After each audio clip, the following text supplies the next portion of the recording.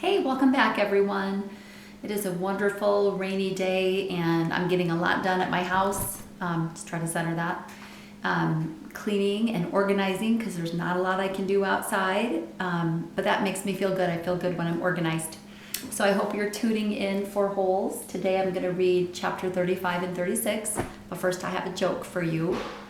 What did the mother worm say to the little worm who was late? Where in earth have you been? Get it, earth, because he's an earthworm. They live in the earth. Okay, all right, just a quick reminder about what happened in chapter 34 in Holes. I left you on a cliffhanger. Remember, Stanley was out and he kept seeing a mirage. He kept thinking that he saw water and he walked to there and there wasn't water. And then he kind of decided, I have to have a halfway point and I have to turn around. But then he saw something and he decided that will be my halfway point. And when he got there, it was a boat named, who remembers? Yeah, Mary Lou. And when he was peering down inside, a dark hand and an orange sleeve reached up out of the tunnel. So let's find out who that was. Okay, chapter 35. Zero's face looked like a jack-o'-lantern that had been left out too many days past Halloween, half rotten with sunken eyes and a drooping smile.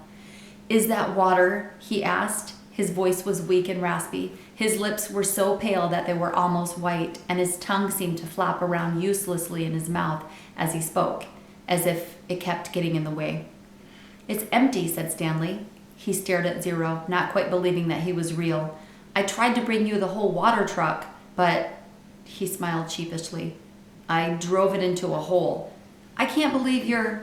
"Me neither," said Zero. "Come on, we've got to get back to camp." Zero shook his head. "I'm not going back." "You have to. We both have to." "You want some sploosh?" Zero asked. "What?"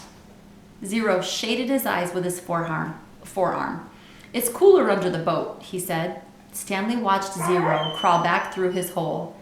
It was a miracle he was still alive, but Stanley knew he would have to get him back to camp soon, even if he had to carry him. He crawled after him and was just able to squeeze his body through the hole. He never would have fit when he first came to Camp Green Lake. He'd lost a lot of weight. As he pulled himself through, his legs struck something sharp and hard. It was a shovel. For a second, Stanley wondered how it got there, but then remembered that Zero had taken it with him after striking Mr. Pendanski. It was cooler under the boat, which was half buried in the dirt. There were enough cracks and holes in the bottom of the boat, now the roof, to provide light and ventilation. He could see empty jars scattered about. Zero held a jar in his hand and grunted as he tried to unscrew the lid. "What is it?" "Sploosh." His voice was strained as he worked on the jar. "That's what I call it. They were buried under the boat." He still couldn't get the lid off. "I found 16 jars. Here, hand me the shovel." Stanley didn't have a lot of room to move. He reached behind him, grabbed the wooden end of the shovel, and held it out to Zero, blade first. "Sometimes you just have to," Zero said. Then he hit the jar against the blade of the shovel, breaking the top of the jar clean off. He quickly brought the jar to his mouth and licked the sploosh off the jagged edges before it spilled. "Careful," Stanley warned. Zero picked up the cracked lid and licked the sploosh off that as well. Then he handed the broken jar to Stanley. "Drink some." Stanley held it in his hand and stared at it for a moment. He was afraid of the broken glass. He was also afraid of the sploosh. It looked like mud. Whatever it was, he realized it must have been in the boat when the boat sank. That meant it was probably over 100 years old. Who knew what kind of bacteria might be living in it? "It's good," Zero said, encouraging him. He wondered if Zero had heard of bacteria. He raised the jar to his mouth and carefully took a sip. It was a warm, bubbly, mushy nectar, sweet and tangy. It felt like heaven as it flowed over his dry mouth and down his parched throat. He thought it might have been some kind of fruit at some time, perhaps peaches? Zero smiled at him. "I told you it was good." Stanley didn't want to drink too much, but it was too good to resist. They passed the jar back and forth until it was empty. "How many are left?" he asked. "None," said Zero. Stanley's mouth dropped. "Now I have to take you back," he said. I'm not digging any more holes, said Zero. They won't make you dig, Stanley promised. They'll probably send you to a hospital, like Barf Bag. Barf Bag stepped on a rattlesnake, said Zero. Stanley remembered how he'd almost done the same. I guess he didn't hear the rattle. He did it on purpose, said Zero. You think? He took off his shoe and sock first. Stanley shivered as he tried to manage it. What's Meryalau? Asked Zero. What? Zero concentrated hard. Meryalau. I have no idea. I'll show you, said Zero. He crawled back out from under the boat. Stanley followed. Back outside, he had to shield his eyes from the brightness. Zero walked around to the back of the boat and pointed to the upside-down letters. Mem-ar-ya-la-u-u. Stanley smiled. Mary Lou. It's the name of the boat. Mary Lou, Zero repeated, studying the letters. I thought Y made the Y sound.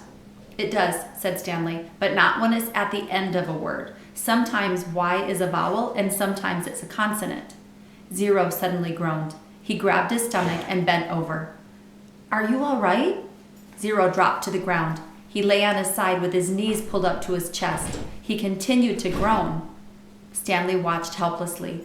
He wondered if it was the sploosh. He looked back toward Camp Green Lake.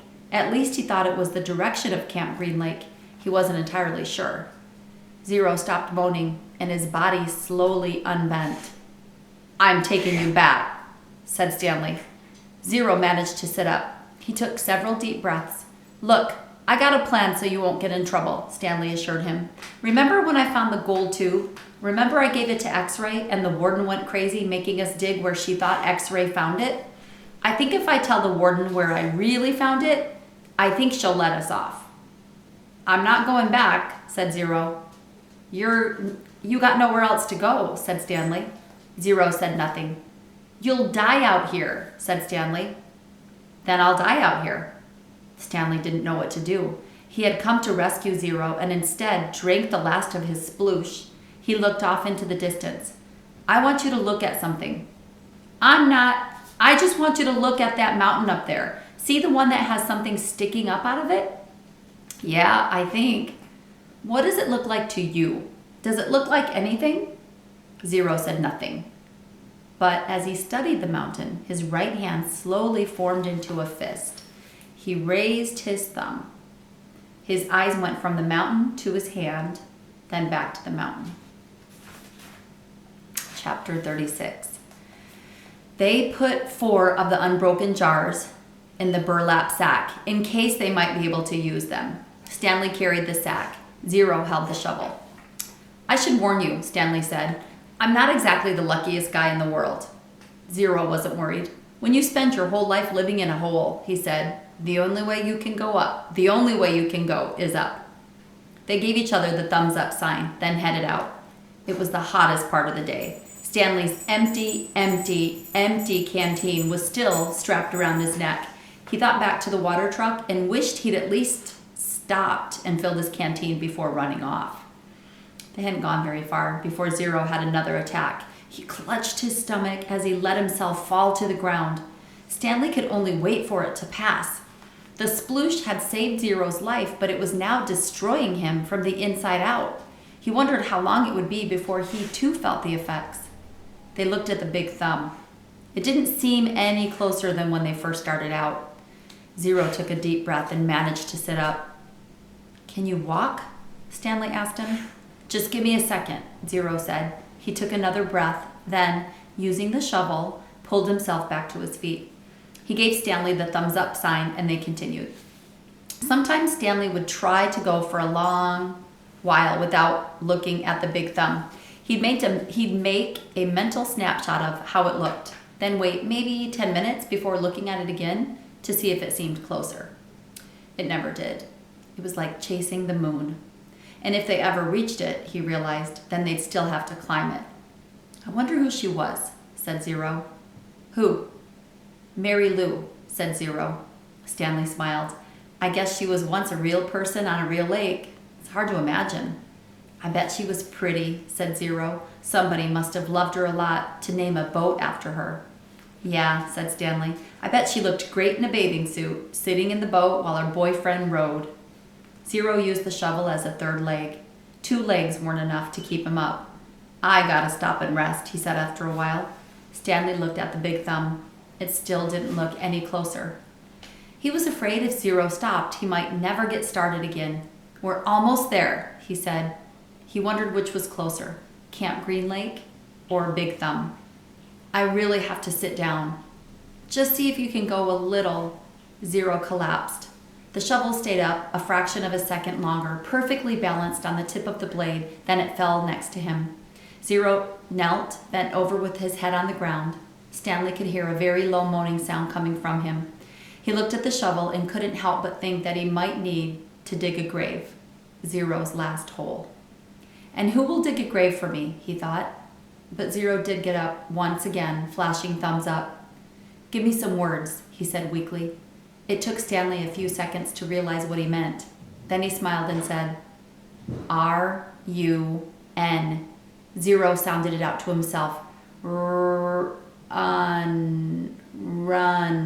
Run? Good. F-U-N. The spelling seemed to help Zero. It gave him something to concentrate on besides his pain and weakness. Okay, my doorbell's going to ring right now. I think my groceries are going to be delivered, so I'm going to pause right here, and then I'm going to upload the rest of the story. Hold on.